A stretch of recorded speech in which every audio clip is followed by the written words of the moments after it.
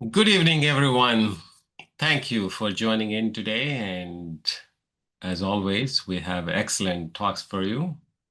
So I think we have all our MBAs, or most of the students are, oh, well, all of the students are MBA students. So welcome to our MBA students and welcome to our speaker, Dr. Raj Kohli, and my co-instructors. I see Dr. Andrew. I don't know if Dr. Jay is here. So a little bit about the speaker. Dr. Kohli has over 40 years of experience in consumer products R&D, recently retired from Colgate-Palmolive as Executive Vice President of Global R&D, having led teams and programs across the world, covering several product categories, including oral care, personal care, skin health, and home care. So let me share his LinkedIn profile link in the chat.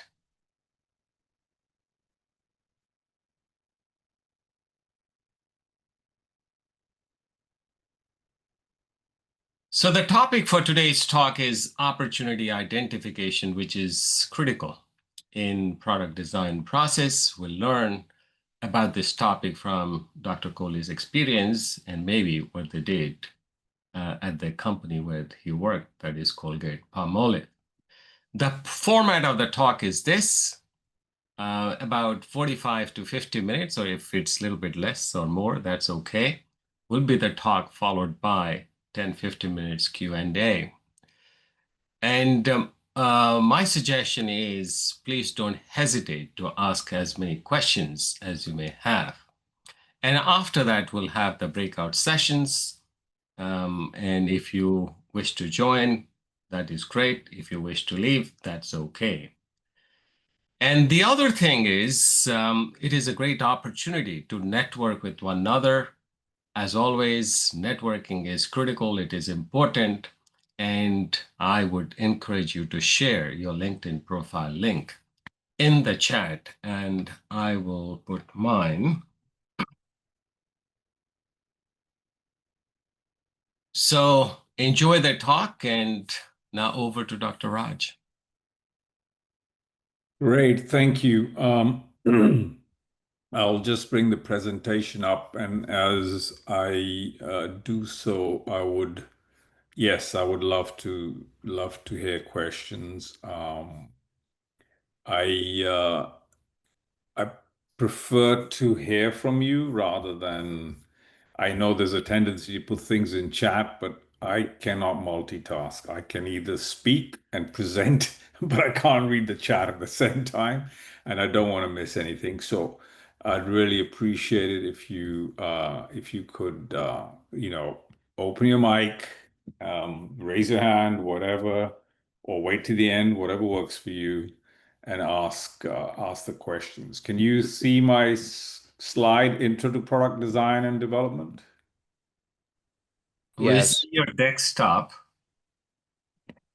You don't see the slide. Okay. Not yet. Not yet. Let me go back again.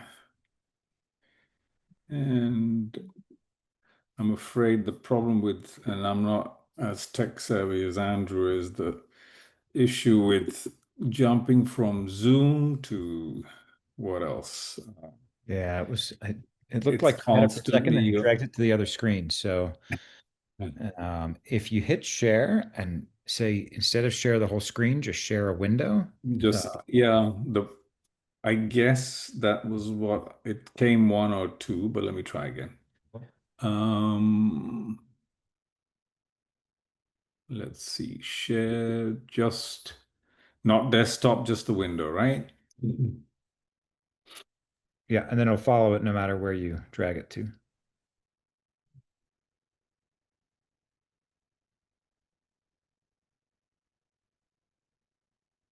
Are you seeing it now? No. Yes. Yep. Yes. Perfect. Oh, you are. Great. It should say Intro to Product Design and Development, right? Opportunity identification. Yes. Yeah. Great. Excellent. So yeah, I'm gonna talk about this piece in the context of um, how do you first identify an opportunity? And yes, it is within the context of a fast-moving consumer products company. Those of you who are not familiar with that term, these are products that you and I would all buy and perhaps reasonably frequently. So it could be anywhere from a cosmetic to even a food item, anything you generally go to the supermarket and get, or on Amazon increasingly. It won't be something like a car or a house that you don't necessarily buy every day, right? So that's why it's fast moving. However, I think identifying that opportunity is pretty much the process that applies in order to say what kind of innovation is an opportunity. The process per se would be very similar. Um, and the other piece I will put in context is, as uh, Rupa mentioned, I worked for Colgate for many years, so I'm talking from a perspective of a large company, not from a small startup. Now that kind of contradicts a little bit of what you guys are going to be doing. You're going to be like a small startup developing, three, four people developing a product. But again, the principles should be the same. Some of the things you have to do are the same. Um, so what is an opportunity? That's the first question, right?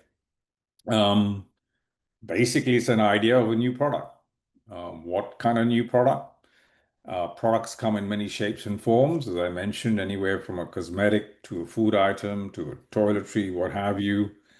But increasingly, as we've got more and more digital, there are also digital products available. And beyond that, a lot, and I think we talked about this last week, there were examples of the Nest, which is, a remote control physical item, and there are many like that. So it's a hybrid of being able to control a physical product digitally. But what is key about any opportunity is that there needs to be a consumer need. Um, One of the biggest traps I've had in my career is I think this is a great product, uh, but it took me a long time after a lot of development to figure out, well, I might think it's great, but consumers don't necessarily agree with me and are not necessarily willing to pay for it. And I'll talk a little bit about that in a second. So it's got to address a need, a consumer need, a pain point is the language we use. Um, and the other piece is ideas come from many places. It's not just my idea, it could be anywhere. And I will talk to that in a second. If you take a large company, you have many, many participants, right? If you're a startup, it might just be you and let's say two others or your friend or what have you. In a large company, you have a whole range of people from R&D packaging, which is what I manage. You have people who focused on safety, on quality, on law and regulations, the whole supply chain. A lot of it would be in-house. Most of it would be in-house with a company the size of Colgate. And not only making this stuff, how do you distribute it? How do you get it out to our customers, who may not always be necessarily the consumers? Um, then a large portion of marketing, consumer insights. These are the people, and we're going to talk a lot about this later on in the course. How do you figure out if this idea is good? How do you test it? How do you conceptualize it? How do you figure out consumers are willing to pay for it? And then eventually, how do you sell it? How do you actually physically go and sell it? Are you selling it on Amazon? Are you selling it direct to the consumer? Are you selling it on the Walmart shelf, et cetera, et cetera? This whole piece is what we call the commercialization process in a company. Where does it normally start in a company like Colgate? Essentially, it's too narrow, but it's kind of in broad stroke. There are two elements. It can be marketing driven or it can be technology driven.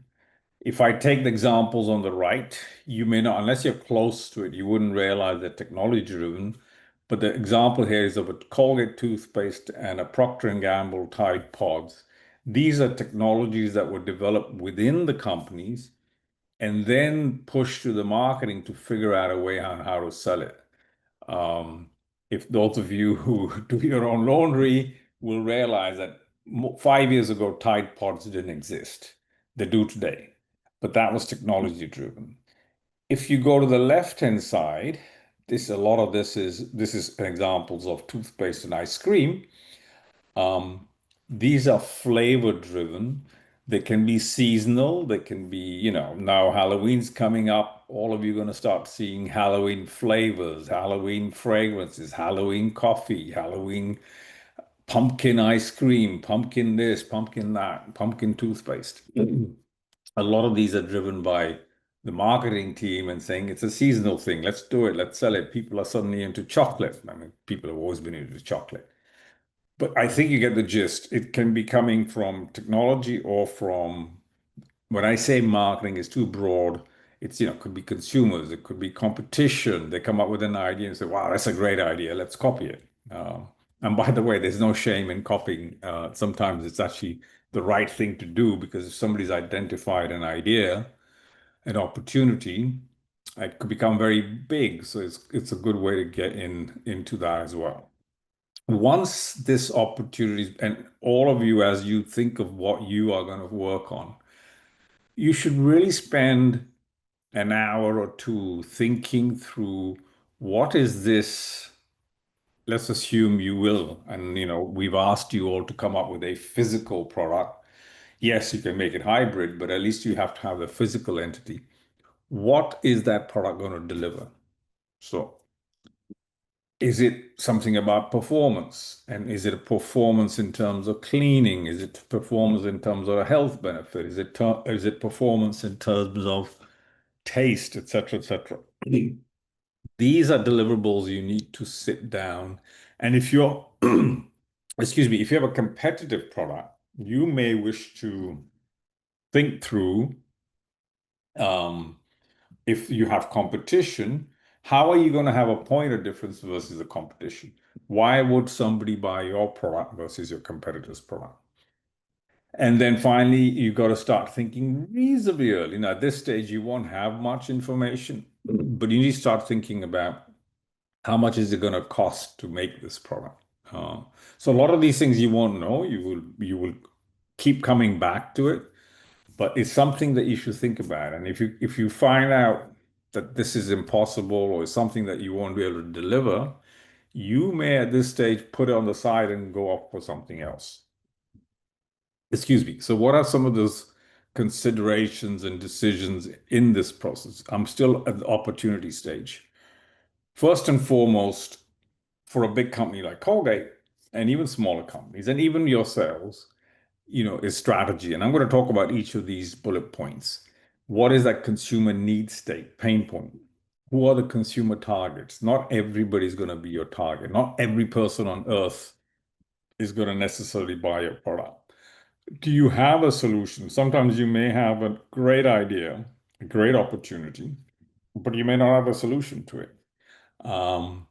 And one of the quickest things is when you start prototyping, and there's nothing, and we won't talk about it here. I think later on in our sessions, we'll talk about prototyping. It would even be a concept on a piece of paper. Start getting feedback. And I'm not talking about quantitative, large consumer. Ask your friend, ask your neighbor, ask your parents, ask your siblings, ask whoever, to get initial feedback. And if they laugh at you, think, oh, maybe this is not a good idea, right? And then later on, we talk about product planning. But first, identify that and start giving it some testing, some thought process. So let me cover each one. So if you're a large company, you would think in terms of strategy, do I want to go into this space? Is this where, let's talk about Colgate-Palmolive. Colgate-Palmolive, doesn't sell chocolate. But if somebody comes along and says, I just found a great tasting chocolate bar, why don't we get into this business? They might turn around and say, listen, we're not a food company. We don't have that. No one's going to consider Colgate as a food company. Let's not get into it. So strategy is important. As a company, do you want to go there? Secondly, and perhaps sometimes even more important and related to the strategy is, do you have the right tools? Do you know if you can play in that space? So yes, I'm going to make the best tasting chocolate bar, but do I know anything about chocolate? Do I have the people who can create that? Do I have the ability to make it? Do I have the ability to sell it? So all these are important elements of, should I even get into this opportunity space? Even if it's a strategic fit, I may not be able to have the tools to do that. Um, and as you go through, you may not have everything. You may say, okay, I don't know how to make chocolate, but this is really a good tasting chocolate. It makes sense for the company. We'll find someone. We'll find a contract manufacturer to make it. But we should not discard it because it doesn't meet all these things. Right. And finally, um, as you're going through this, goes back to that consumer. Does the consumer want it? Are they willing to pay for it? And does it make financial sense? If you can make that chocolate bar and everybody else is selling a chocolate bar for $3.99 and yours costs $15 just to make, there's not going to be many people who can afford it. It's got to be something really, really good for people to want to buy. So does it make financial sense? This is probably the most difficult piece, but probably the most critical. And this is where you need someone who understands consumers. Is this need state? What is the consumer's need state? And believe it or not, we may not consciously think about it, but there is always a deep emotional motivation as to why people move into certain categories. Even as simple as you might think, well, brushing your teeth. There is always a deep emotional motivation and behavior. And then from there comes, okay, I want to address this deep emotional behavior. How do I do it? Now, the common way today is, I want a clean, fresh mouth after eating or in the morning. That's the emotional piece. And there's a motivation to do something about it. The functional way to do it is the easiest today is to give you a toothbrush and a toothpaste, or maybe a mouthwash. And then beyond that, once I've got that, who is my consumer target? Is it everybody? It may not be. Not everybody may want to brush their teeth. Maybe they might want to just use a mouthwash in the morning and say that's quicker and easier for me. But it still gives me the satisfaction that I have a clean, fresh mouth. Which then brings you to the how. So you've got the why, the what, and the last bit is, what does it deliver? Clean, fresh mouth, or a sensation of clean, fresh mouth, or a feeling of, yes, I won't get cavities, or I won't be shunned upon by my friends. So this is a very, very important, and this can be applied to literally any, right from spending a lot of money on a house, buying a house, to a car, to the bar of chocolate, to brushing your teeth, you name it, or the food you buy. It's a huge and important space. One thing, and those of you who had the opportunity to read this week's chapter, they talk about it in that, is this so-called innovation matrix. This is actually an idea that McKinsey came up with, and those who were interested in innovation, go look up this article. There are three horizons. The first horizon is, can I take my current, assuming you're already selling products, right? Can I take them, optimize them, make them better, performance, make them cheaper, and so on, but stay within the same space, the same horizon? That's the area I know, but I can improve and do better. The second one, and I take the example of, let's say, a Colgate. They might be considered an oral care company, but do they have something that they can get into with cosmetics? And you think, okay, maybe Colgate can get into cosmetics. It's not something that is new to the world, but is new to Colgate. It's new to the company. So they can figure it out and say, yeah, we can sell a shampoo, a skin cream, a UV sunscreen, whatever. It's new to the company, but it exists already in the marketplace. And then the toughest one, and there are many, many examples now, is really breakthrough in the market, something that hasn't been there. And you take Airbnb or Uber. These are examples which, when you sit back, you realize, wow, these guys got some really good idea. It doesn't mean it has to be a new technology or whatever, but it's such a breakthrough idea that no one ever did that before. And that's always tough. Horizon 3 is always very, very tough. Now let me flip it. Any opportunity identification, even when you guys sit there and start thinking about it, there are essentially three big buckets. And again, there's a Stanford Business School Insights by Gina Colarelli and her colleagues. There's the discovery phase, the incubation phase, and the acceleration phase. I will, or you will hear a lot more about the incubation phase, acceleration phase later on. But on the discovery, this is where the opportunity identification comes in. It is absolutely critical you get this right. If you don't get the opportunity right, you can do a lot of work later on, spend a lot of money. Frankly, in the beginning stage, you don't have to spend too much money. You've got to really spend more brain power. But as you start going further and further right of this, you start having to spend some serious money, whether you're developing prototypes or getting into large consumer testing. And if you haven't got the first bucket right, you can spend a lot of money and time. And then when you go launch a product, it's not successful. I don't have the latest statistics, but a couple of years back, 70% of fast-moving consumer new product launches failed because people didn't get that first bucket right. 70%. This is in the US. I don't know what the numbers are now. But about 2, 3 years ago, that was what the number was. So it's pretty high. So despite all the brain power and what have you of big companies, they don't always get it right.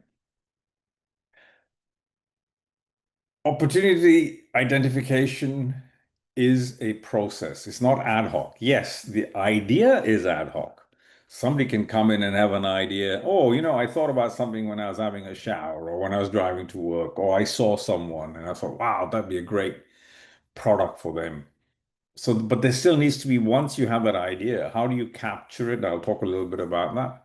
There needs to be a clear process. How can you take that idea? Quite often, if companies or individuals don't have a process, some really good ideas can just disappear into the ether because nobody actioned on them. There was no clear process. Somebody comes into my office, oh, I have a great idea for a new product. And then I say, okay, great. Thank you. Bye. And that's it. And you've lost that opportunity. And that could have been huge. And as I said, certainly in big organizations, as ideas come in, sometimes opportunities might be great, but timing might be wrong. The people might not be ready for them. I always look at, and COVID is a good example, some standard opportunities. If you are going to make antiseptic gels, they've been around for many, many years, right? So nothing new about that. Now, you imagine in COVID, you had all sorts of companies jumping into that because suddenly there was a huge demand, a huge opportunity. Now, if you go to your local supermarket or to the local chemist, you hardly see them. You have to go look for them. You have to hunt for them. So this is when you take the timing is important.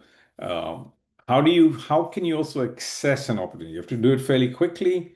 You don't have to get into too sophisticated tools. I gave you some examples of just talking to your friends and neighbors.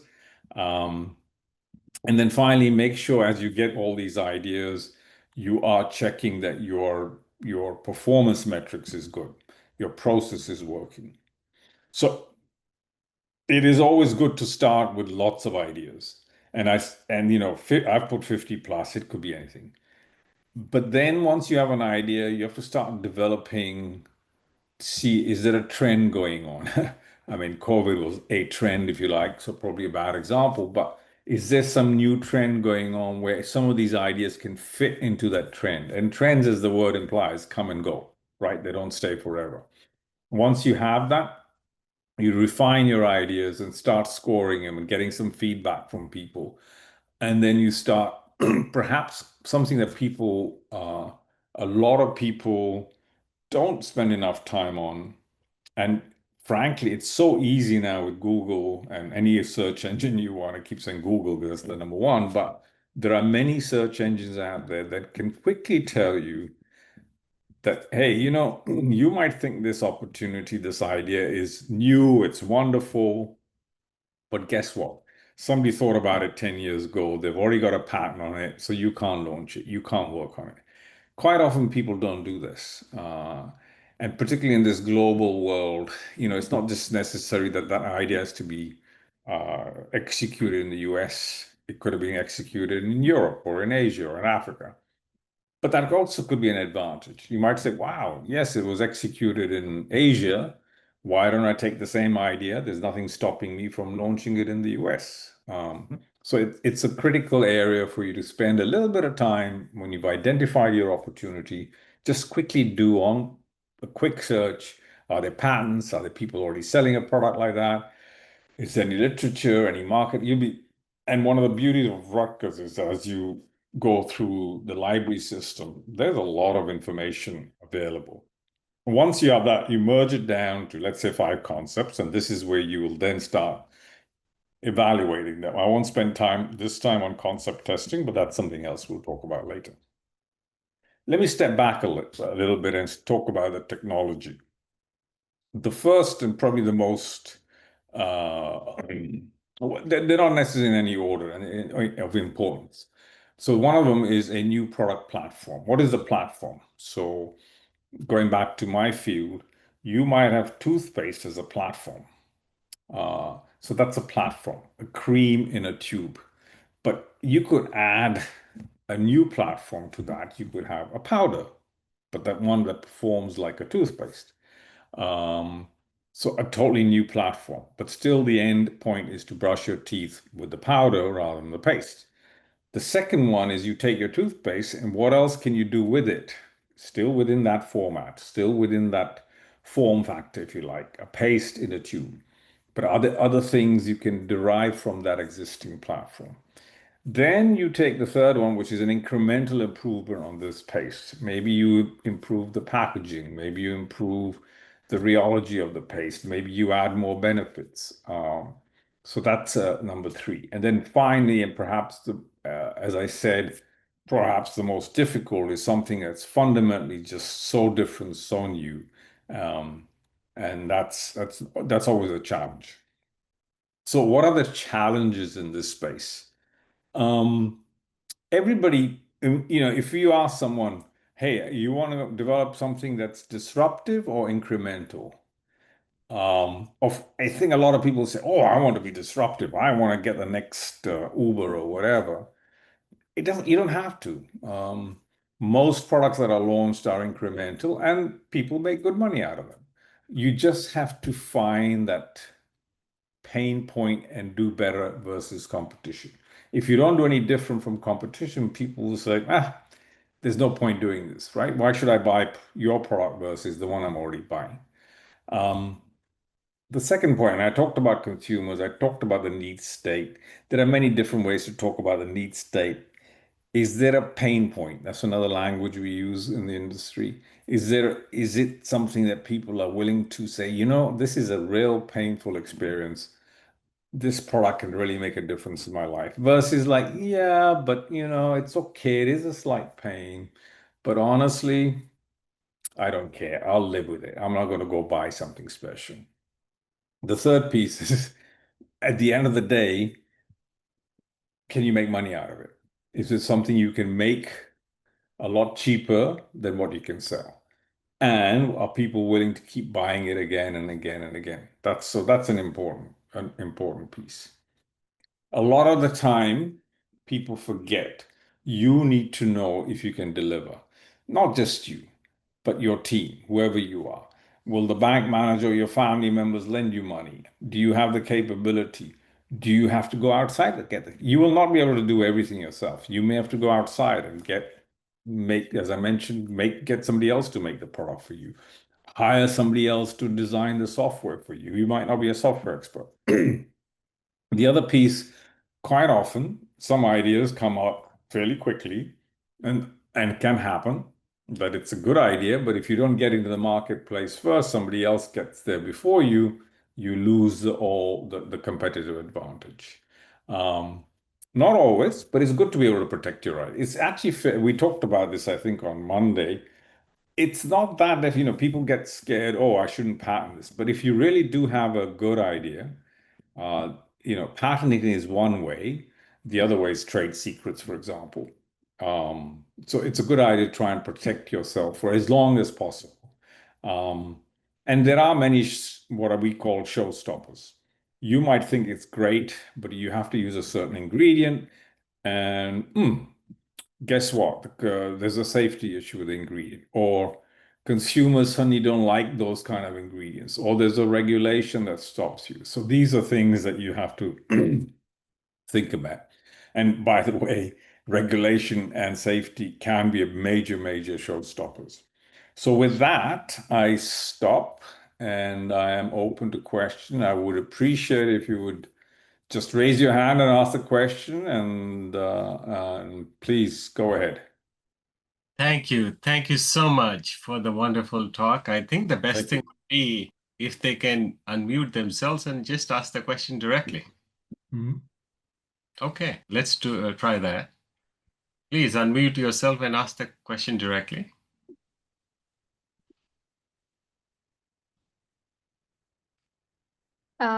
Hi, Professor. I hope I'm audible. Yes, you are. I am a little bit more curious in terms of understanding that I know you've been part of the research and then development team. And I want to know if you were a part of a situation where, people in the team wanted to think out of the box.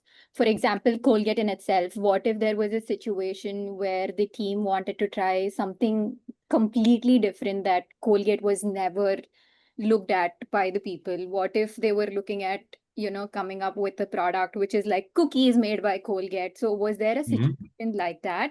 And how did like when you tested it out, was there a response from the public? How did they react to it? So how did you handle that situation? Sure. Yeah. Constantly, every time, particularly when you have someone new to the company, someone could be in marketing, could be in supply chain or within R&D, they would come along and say, I know you're a toothpaste company, but why don't you start making cookies, right? I have a wonderful cookie recipe. We should make cookies. And the first thing, and I would go back, Sai, if you remember from my presentation, the first thing I would do is here's our strategy. And when you look at Colgate strategy, it's not just one slide. There's rationale behind it. And by the way, doesn't just sell toothpaste, it's Colgate-Palmolive, and it sells consumer products and home care products under different brands, right? But when you go back and look at all those brands, none of them would be associated with cookies, right? So you have to think, okay, now you may come up with something that is, let's bring it closer to home. So if somebody comes up and says, I have a product that I can put a mouthpiece in your mouth, and then you don't have to brush anymore. You put it in your mouth for 30 seconds and it cleans your mouth. Now that's close in, but of course, technically it could be quite a challenge. So then you say, good idea. So let's see if consumers, and then the consumers say, yep, good idea. I like it. And I'm giving you a real life example. You can actually go check. There will be many patents in that space. There are other issues that come up: execution, cost of goods, delivery. I mean, the kind of products that have been developed in that space, they're very, very expensive. And people are not necessarily willing to spend $20, $30 on something you mean I stop using my toothbrush and I have to spend $30 on this? There's a debate. So that kind of thing you would encourage. But going back to the strategy, you have to say, listen, we're not a cookie company, not the Colgate cookie company, right? So you do have to manage expectations, and it comes back to strategy. What is the space you're playing. The great thing about this course is you guys can develop whatever you want, including cookies. And we look forward to tasting them when you do your presentation at the end of the course. So good question. Good question. Thank you. Okay, next. I'll go. Hi, Professor. So Hello. I currently work in R&D. I work at Pepsi, so within the food and Mhm. beverage industry. So I'll keep in mind the Colgate ice cream flavor if I need it. But so a big topic that, of course, we're, looking into and exploring more, of course, is, the rise of, AI and everything like that, and how we can use it within R&D and just within the company. So I would just be curious to see, since it is sort of newer technology within these companies, what are maybe Yeah. some pros and cons, or just your thoughts on it within, consumer goods? Sure. Sure. It's a great question. So it was something we set up a group, and it's I'm not, and I think I'm sure Pepsi had it as well. We got into the beginnings before even AI kind of kicked in was data management. Now, as most companies like I'm sure Pepsi has, and certainly Colgate and people in this space, we generate a lot of data. So what we've done was we got some smart people who understand how to, data engineers who know how to manage it, and said, can you help us speed the process of product development? Right? So if I'm going to develop a new cookie flavored toothpaste to keep Sai happy, but can you do it more quickly? Now, my normal process time is 18 months. Can you use that to help me develop that using all the historical data that I have? So that was kind of like one piece. Doesn't directly answer your question, but as that has evolved, people do come back and even doing, for example, communication within your own company. It was a great way, and as I was leaving Colgate, it was a great way to communicate because quite often you're trying to communicate something that can be, as a scientist, quite complicated. And then when you're presenting to the business partners, to marketing, they just don't get it. So use AI to get that communication across to them in a language they understand. And the classic one, and I'm not trying to say this is this is an insult to them, but you will say, here's a description of my product. Can you please explain to this in a short video to a 10-year-old, for example? That's a classic that we started using, and it might even just be a sketch. It doesn't have to be a video. You don't have to go that far. And it's amazing. Then you would build on that and say, oh, I was trying to sell something that was all science and sounded great, and the marketing guy just went over their head. So that's a classic way. Use AI to communicate. Communicate something can be quite deep and scientific. So yeah, good question. I think there is no end now. I think there is so much opportunity. But you still have to develop that product. So don't forget, AI is not going to develop it for you. You still have to go bake it or cook it or whatever you have to do. You still have to do it. So Yeah, that's right. Thank you. Thank you, Laura. Okay, this is great. Great opportunity to ask questions. We have one question, I believe, here in the chat. Let's see. How to protect my ideas? I know we can protect only ideas. It should be a product already ready to realize. If my ideas are not one person product, I have to share my ideas with other professional people. So we will talk about that later on and how to, particularly if you want to get into the patenting space. I usually, and it's kind of a bit tricky because I had 400 people working for me, and they're always afraid, oh, I'll generate an idea, but my buddy sitting next to me will steal it, right? I mean, that's human nature. So one thing that I always said to everyone, and we have that in the company, and most companies, I'm sure you have it in Pepsi. You have logbooks, you have notebooks. Write it down, experiment, so that date it. you can even get your partner next door and say, hey, just sign here that I wrote this. Mhm. So you can do that kind of stuff to protect yourself. Yes, I said patenting is easy, but still, it requires a lot of effort and time. So you got to take that idea and maybe play with it a little bit, get it developed, and say, okay, it's worth now putting into a patent. But not every idea you will do, but at least log it, at least write it down. That's probably the most efficient and quickest way to do. Thank you. Okay, who is next? Zenobia or Navan? I was Okay. next. Okay. Hi, Zenobia. Hi, Dr. Cooley. Thank you so much for this talk. I feel like I learned a lot, especially because this isn't my concentration. I'm in cybersecurity, so I really appreciated that. And my question was, when do you know it's time to kind of stop pursuing an opportunity? Because one of the things that you mentioned is that it has to address customer need state as well as the target. And Yeah. I just wanted to know, like, is there a moment in time where you're like, I don't think this is worth pursuing anymore? I love that question. My favorite expression managing R&D was, I could never kill a project. It was easier to kill the scientists, right? It was impossible sometimes. Um, part of it, Zenobia, is if I keep getting feedback from potential clients or customers or consumers that say, I don't know. Or if I've given them a prototype and they try it and they're like, you can just tell, maybe they're being polite to you, but you can tell they don't like it. Sometimes you have to be careful because you don't want to kill ideas too early. But usually with experience, you start picking it up. But if you start getting feedback, that's constantly saying, no, this cookie doesn't taste like a cookie. It tastes like a toothpaste. And they say, well, I'm not surprised. It was Colgate-Palmolive developed it. All I can think about is toothpaste. I can't think about cookies. It's time to walk away.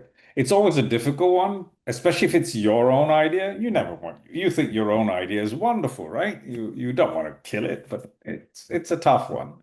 But yes, I think the signs are up. And unfortunately, as senior leaders in the organization, those are tough conversations you have with people. That somebody could have spent 3 years on this product and developed it so far. And that's a lot of time. And then you're going to say, sorry, buddy, this is not going to work. We're not going to be able to sell it. No one's going to buy it. Or if they buy it once, they won't buy it again. They'll hate it. And there are quick ways to do that. If you're smart enough, you can test it on Amazon, put it out there, see if people will buy it and buy it again. It's not just buying it, but buying it the second time, then you've got something. If they don't buy it the second time, yeah, you made a mistake. Time to walk away. So Thank you. Thank you. Next question. Hi, Professor. I had a couple quick questions. One of them is like, how do you know whether your incremental business idea is actually like good or also realistic at the same time? So like for example, like I'm drinking out of this water bottle that has like a filter in it to make sure the water is clean. But the problem with this one is you have to replace the filter like every 2 weeks. So like a random idea that popped in my head is like having a filter that you don't need to replace. But how do you know if that's actually like doable or like whether during that opportunity identifying stage, whether like this is actually a good idea or not, or whether I'm just like kind of wasting my time. It's not incremental enough of like a business idea. You know what I mean? Yeah, I mean, instinctively, my gut says it's a great idea. Uh-huh. Why do I want to every 2 weeks replace that filter? I will forget. I won't remember. I won't buy them. Why should I bought a water bottle? Now, if I was living somewhere where I didn't have access to good, clean water, then I might say, okay, I'm living, or I've gone camping in the middle of nowhere. I want to be safe. Then I'm willing to change the filter. I think part of it is also, do I have the technical capability? Do I have a permanent filter that I can put in there that I don't have to replace? So that's one of the first things I would ask. If anybody came up to me and said, I can replace this with a permanent one. Okay, prove to me that it's as good as, what's going to happen when all that gunk, all those particles get stuck there? What are you going to do? Maybe it's full of bacteria. I don't know. So it's a technical feasibility. instinct says it makes sense, unless it's in a situation where you're out in the middle of where access of water is it's not portable, for example. So it really depends on that. But it's sometimes you have to sit down, the marketing guy might say, oh, this is a great idea. But then you might say, technically, sorry, I just can't deliver. Or it'll be so expensive, or maybe it's so inconvenient that I have to take the filter out and clean it. And the way I clean it takes an hour. I got to boil it in boiling water for 2 hours. No, it's easier for me just to buy a new filter and throw it in. So there are many things to look at. Okay, thank you. Sounds good. Also, really quickly, the second question was I was trying to connect to your LinkedIn earlier, but I can't because it's asking for an email before it lets me connect. Is it possible that, Really? yeah, is it possible that we can grab your email so we can connect with you? Yeah, sure. I mean, you can. I've never heard that you need my email to connect on LinkedIn. You Yeah, wanted it's saying my, to verify this member knows you, please enter their email to connect. okay, that's a new one for me. I will go check. I will give you can send me an email. Do me a favor. You know the Rutgers email. Just send it to me as a reminder. But I'm going to go after this and check why is that. I've never heard of that before. Okay, So sounds good. I don't Thank know. you. Maybe I pressed a setting that I'm not supposed to. It's new. I've never heard of it. But Yeah, I didn't look at see. it. No problem. I'll look at it. But drop me an email anyway as a reminder. So I'll do that. Sounds good. Thank you. Oh, Rupa's put it into the system. So Yeah. please. Okay, next question. Hi, thank you for this presentation. So I had a question. I've been working in R&D for a few years now, and specifically in cosmetics, creating new innovation, new products. What is your recommendation for someone who has the technical experience, but is looking to explore more of the commercial marketing side on how you can use these ingredients, these products to fill any gaps in the industry that consumers want. So kind of what are your recommendations or even possible job positions or job titles that you recommend for someone that is heavily technical wanting to go into the commercial? Listen, I'm happy to have a longer conversation. These are the kind of conversations I had all the time with our R&D people, team members, who might say, "Oh, I want to move towards marketing or supply chain or commercialization." A lot of it is it all depends on what you have in terms of capability. In some instances, you may have to go to the bottom of the totem pole and start again. In some companies, like in Colgate, there are ways to go across. We've done that many times. We've sent people even on short-term assignments. You might think it's great, and then you go across and say, it looked pretty green when I was on that side as an R&D person, but when I got into that, I'm not sure I want to do this. But why don't you again reach out to me, and we can have a deeper discussion. But it's a good question, and just to make you feel good, there are many people from R&D, certainly in my experience, who have moved into marketing, who have moved into supply chain. Um, I will say there are not too many. I only know one in my 40 years at Colgate that moved from marketing to R&D, but she did have a degree in chemistry. So there was this sort of inherent desire to come into R&D, even though she started her career in marketing. But it's very rare for most of the marketeers, the MBAs who want to come and start formulating or whatever. You need that fundamental understanding. So, but drop me a note. We can have a longer conversation. I'm going to just put a selfish plug in, and in your industry that may not be the case, but in some industries, certainly where I am, there is a function called sales engineering or solutions engineering, and it can be a pretty tight bridge between product and the field and sales. And we've gotten many incredibly amazing people coming out of product from the R&D side, from the product side, coming into the field. As long as you can have that understanding of the human aspect and the ability to translate the things that are kind of from technical aspects of the product into things that people that are not that technical can understand. So It's a difficult role to hire for because getting both the sides of the coin, the human aspect and the technical aspect can be challenging. Yeah. So I Yeah. say that as a plug because always could use more good people on the sales engineering side. Thank you for sharing that. I really appreciate it. Thank you. Next. Hello. Hi.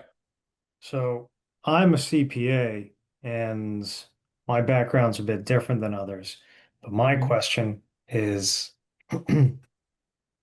at what point and who helps determine that a product that's either matured or fairly new to the market should be changed in terms of either certain ingredients or choosing cheaper versus more expensive ingredients or qualities about it? Mhm. Is this a talk between supply chain and R&D? Is who helps determine it and at what stage and what's the thought process that goes behind it?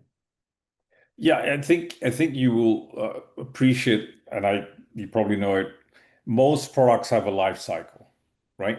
They're gonna go like hopefully in the beginning they go up and up, and you want that up piece go as much as high as possible. But eventually they start flattening out for multiple reasons. Consumers move to something else, competition comes in, and then that curve starts going down, and that's largely driven. You could see it from your sales figures. As you're going up, the general, particularly in consumer products, is don't touch it. It's the golden goose now, right? Don't touch it. Don't fool around with the flavor or the raw materials unless it's something like it's not going to have an impact on overall performance or what have you. And whether it's an R&D or a supply chain idea, supply chain say, listen, look at this supplier here for the same exact ingredient, half the price for this thing of course you're going to look at it. You say, absolutely, there's no point, not, it's money on the table. We always want money on the table. But then there is when you start seeing that you've reached the top and maybe you're starting to come down, and usually the business people, hey, listen, the sales are going down. There's too much competition. We've got to start cutting costs. Are there some expensive ingredients we've got to get rid of? So there are many people who have, usually the business people start looking at when the P&L starts getting a little bit, on the weaker side, or your margins are going down, or you have to start dropping the price. And they say, well, I want to keep the same margins, but in order to stay competitive, I've got to drop the price. What can you do on the formula? Can you do something on the packaging? So there are many, many different factors. But generally, if it's taking off well, you try not to touch it. But once you see, and by the way, it's not years and years, it can be months. You can sort of start seeing, listen, I'm going flat and now I'm beginning to go down. Not because my product is bad, but there's competition now, or somebody's come up with something similar at half the price. And you say, oof, if I'm going to stay in this market, I got to do something. So there are many different factors. I hope that answers your question. Thank you. And I have a similar follow-up question, which Sure, go ahead. is instead of altering the formula or ingredients, at what point do you decide to branch and create product A and product B that are, let's say, almost identical, but one might be slightly more powerful than the other, like one toothpaste for sensitive teeth versus a Sure. normal toothpaste, but almost all ingredients are the same except for maybe the potency. Yeah, sure. Great question. You're not waiting for this product to be successful. If you're a good R&D organizer, you're already doing that. So you need to be ready when the business comes back and says, hey, listen, I want a product that works 2 times better than our current one. We should be ready. We should have thought of that. That's something that R&D should be doing constantly. Now, the point where you may launch that, bring it to the marketplace, that's up to the business. It can vary. But you should be thinking about we always used to Once the scientist has launched a product, then my next challenge to them was, okay, we can give you something else to work on, or I want you to kill your own product. I want you to develop something that is better than what you've just launched. And you've got 2 years to do it, because I know in 2 years, the marketing folks, the business folks go, no, this is starting going down. I want something better. I want a premium, Start working on it now, because products don't come out, but they take a long time, 18 months, 2 years, depending on in the industry. You probably read it in the book, if you're going to develop the next jet airliner, it's going to take 10 years, right? Versus, yes, consumer product is 18 months. So you don't wait for that. If you're smart enough and you have the resources, you're constantly doing that, constantly looking to replace yourself or improve on yourself. And the example you gave is great. Sensitive teeth, how do I make it twice as effective? Because if you don't, your competition will, right? So, Thank you very much. you're welcome. Okay, thank you. Thank you, Dr. Raj, for the wonderful talk, and thank you, Thank you. our wonderful students, for the great questions. So now let's open up the breakout rooms. If anyone is interested to join, please feel free to join. If you wish to leave, that's okay. And thank you once again for joining.